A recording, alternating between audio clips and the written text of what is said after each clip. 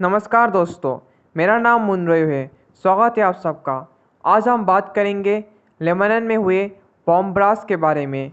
उसके बाद जो हाल है देश का, उसके बारे में भी जानने की कोशिश करेंगे। तो चलो शुरू करते हैं ये वीडियो शुरू करने से पहले आप सबसे गुजारिश है, चैनल को सब्सक्राइब कीजिए और वीडियो को लाइक और शेयर करना प्लीज़ मत भूलिएगा, क्योंकि आपका एक लाइक और सब्सक्राइब मुझे मोटिवेट करता है दूसरा वीडियो बनाने के लिए।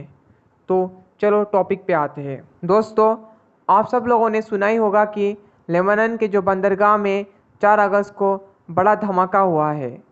ये बहुत ही दुखद घटना है पूरे विश्व के लिए, क्योंकि बहुत सारे लोगों ने अपनी जान गंवाई है। 160 से ज़्यादा लोगों ने अपनी जान गंवाई है और 6000 से ज़्यादा लोग अभी जख्मी पड़े हैं। वहाँ पे जो प्रॉपर्टी है, पब्लिक प्रॉपर्टी, उसको भी बहुत ही नुकसान हुआ है। जो ये ब्लास्ट है उसके पीछे वजह बताई जा रही है एमोनियम नाइट्रेट। वो एमोनियम नाइट्रेट जो 2014 में रशिया के एक शिप के द्वारा वहाँ पे लाई गई थी। असल में लाई गई नहीं थी, पर उसे कुछ पैसे के प्रॉब्लम के कारण वहीं पे छोड़ के चला गया था मालिक उसका। उसके बाद 2700 टन जो एमोनियम नाइट्रेट है उसको एक वहीं के नज़दीक के वेयरहाउस पे रखा गया था। कोई सुरक्षा नहीं थी उसके लिए, कोई सुरक्षा का इंतज़ाम नहीं किया गया था। सरकार के लापरवाही के चलते ये घटना हुई। कुछ महीने पहले वहाँ के जो अधिकारी है, सुरक्षा अधिकारी, उन्होंने सरकार को इत्तला भी किया था कि जो 2700 टन एमोनियम नाइट्रेट है वो सुरक्षित ढंग से नहीं रखा जा रहा है, उसे कुछ करना होगा और सुरक्षित ढंग से रखना होगा। पर सरकार ने उनकी एक ना सुनी। इस सरकार के ना सुनने के वजह से आज बहुत सारे लोगों ने अपनी जान गंवाई और बहुत दशक पहले चला गया लेबनान। लेबनान की जो आर्थिक स्थिति है वो अभी बहुत ही नाजुक है। पहले से ही गृह युद्ध जैसे युद्ध झेल चुका लेबनान फिर से एक गृह युद्ध झेलने के अवस्था में आ चुका है। दोस्तों, जो लेबनान है वहाँ पे 1975 से 1990 तक गृह युद्ध चला था, सिविल वार हुआ था। और हाल ही में 17 अक्टूबर 2019 में एक प्रोटेस्ट शुरू हुआ था, जिसके चलते हरीरी जो वहाँ के प्रधानमंत्री थे उन्हें इस्तीफा देना पड़ा था और जनवरी में एक फ्रेश इलेक्शन हुआ था। उसके बाद वहाँ का जो सत्ता है वो हसन दियाब के हाथ में चला गया।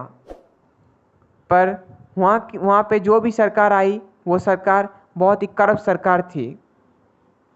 दोस्तों, जो लेबनान का हाल है वो बहुत ही बुरा है। इकोनॉमिक क्राइसिस, फाइनेंशियल क्राइसिस, कोविड-19 पेंडेमिक से भी बहुत सा नुकसान हुआ है उस देश को ही नहीं, बहुत सारे देश को, विश्व में हर किसी को नुकसान हुआ है कोविड-19 के वजह से।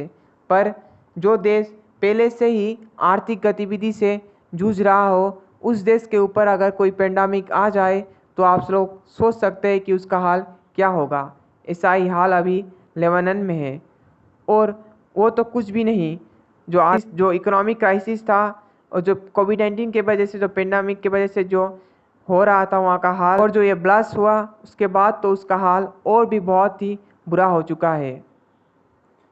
ब्लास्ट के बाद बहुत सारे विश्व के नेताओं ने समर्थन किया लेबनान का और उन्हें आर्थिक मदद देने की ऐलान भी की। दोस्तों, जो यूएस के प्रेसिडेंट हैं उन्होंने ये तक कह दिया कि जो ये ब्लास्ट है ये किसी टेररिस्ट अटैक हो सकता है।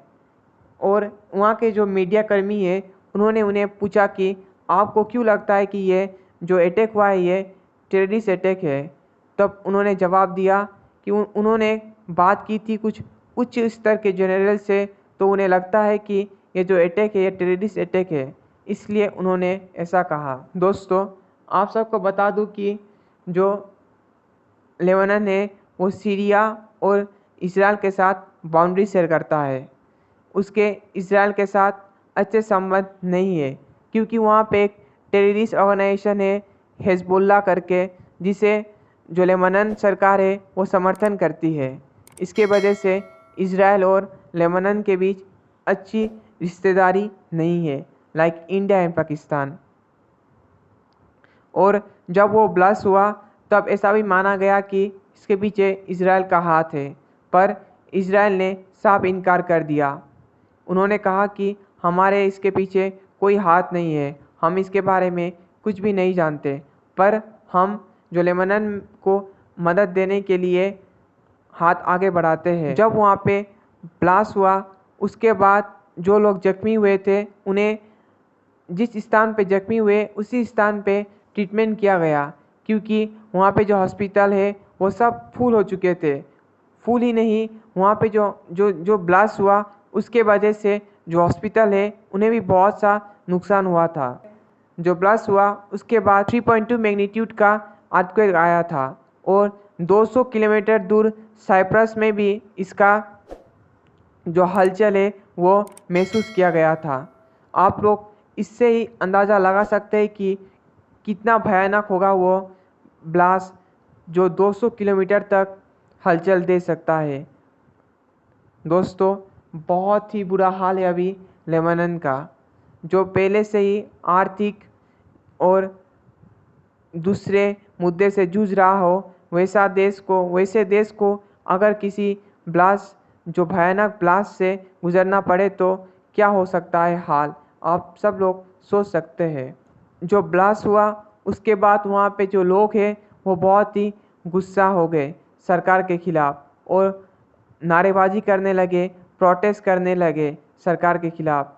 वो लोग तो यहाँ तक कह रहे थे कि जो सरकार के जो अधिकारी है, जो मंत्री है, उन्हें फांसी दे देनी चाहिए, क्योंकि वो सब करप्ट हो चुके हैं। इसके चलते वहाँ के प्राइम मिनिस्टर हसन दियाब को इस्तीफ़ा देना पड़ा सोमवार को। प्रेसिडेंट ने उनका इस्तीफ़ा लेते वक्त उन्हें कहा कि जब तक नई सरकार नहीं बन जाती, नए कैबिनेट नहीं बन जाते, तब तक आप इसे जो कार्य है सरकार का उसे देखते रहिए।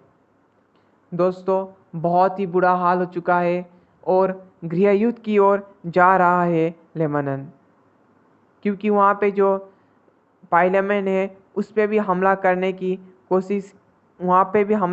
कोशिश किया गया था। जो प्रोटेस्टर है उन्होंने, क्योंकि उन गुस्सा है सरकार के खिलाफ।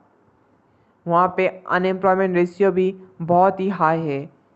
इकोनॉमिक क्राइसिस से भी गुजर रहा है लेबनान। इतना ही नहीं, कोविड-19 की वजह से और यूएस के कुछ सैंक्शन के वजह से वहाँ पे बहुत ही बुरा हाल है।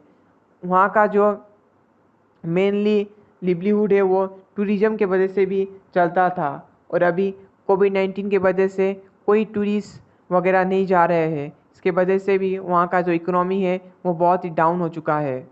जो ये ब्लास्ट हुआ उसके बाद एक जुडिशियल काउंसिल है वहाँ पे, उन्हें इस मामले को देखने के लिए कहा गया है, और इसके पीछे जो कोई भी जिम्मेदार है उसको कड़ी से कड़ी सज़ा देने की बात कही गई है। आप सबको क्या लगता है, जो ये ब्लास्ट हुआ उसके पीछे सरकार की भूल है, चूक है, या किसकी? आर्थिक मोर्चे पे जो लड़ रहा है लेबनान, और अभी जो ब्लास्ट हुआ उसका क्या असर हो सकता है? आप सबको क्या लगता है? कमेंट सेक्शन में कमेंट करके ज़रूर बताएं। मिलते अगले वीडियो में, तब तक के लिए सुरक्षित रहें।